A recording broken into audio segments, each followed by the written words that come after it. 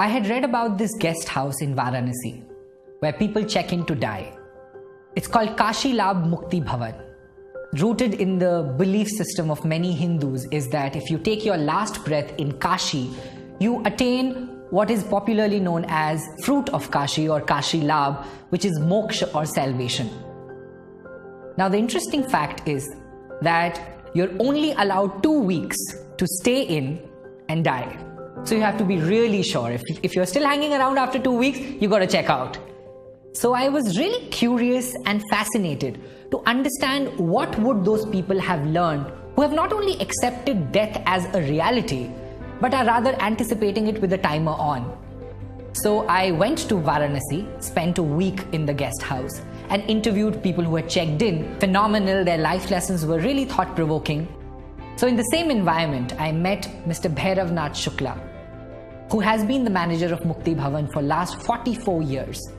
He has seen more than 12,000 deaths.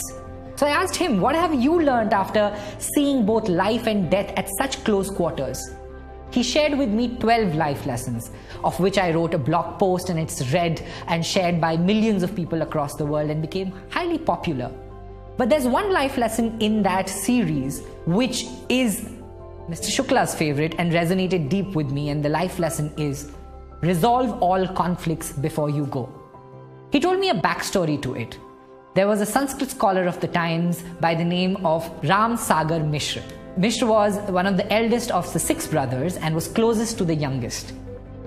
One argument years ago led to this bitter communication between the brothers and led to a wall eventually partitioning the house.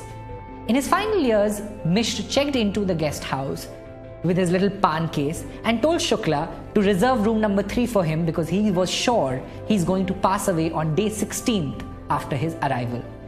On day 14th, he said, I want my estranged brother of 40 years to come and see me. This bitterness heavies my heart. I want to resolve every conflict before I go. A letter was sent out. On 16th day, the brother arrived, and Mishra held his hand and asked him to bring down the wall dividing the house. He asked for his brother's forgiveness. Both brothers wept, and mid-sentence, Mishra stopped speaking.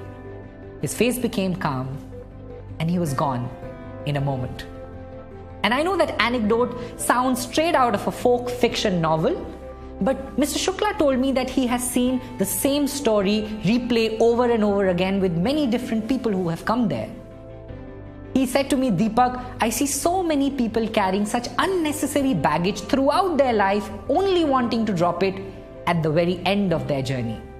The trick, he said, however, lies in not having any conflict, but resolving every conflict as soon as you have it.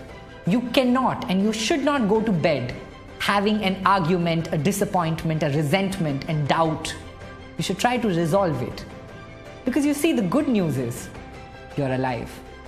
The bad news is no one knows for how long. So resolve your conflicts today. I hope this makes and fuels your day.